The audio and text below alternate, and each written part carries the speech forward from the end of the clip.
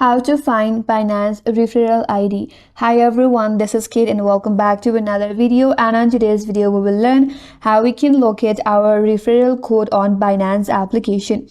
So without any further delay, let's get started. For that, first of all, launch the Binance application on your device and make sure that you're logged in with your account credentials. So once you're on your home page, now tap on the Binance icon from the top left corner. And now once you're here, scroll down a bit and on our recommend section, there you'll have an option as Referral Tab on it. And under this page, scroll down a bit and there is an option as Invite Friends, tap on it. After that, your unique referral ID and your referral link will pop up in your interface right here. Now you can either copy the referral ID or share it directly via the options provided such as WhatsApp, Instagram, Facebook, Telegram, Twitter, or you can save this as well.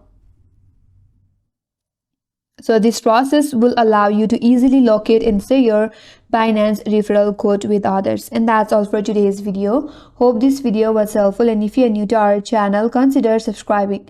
Thanks for watching and stay tuned for more videos.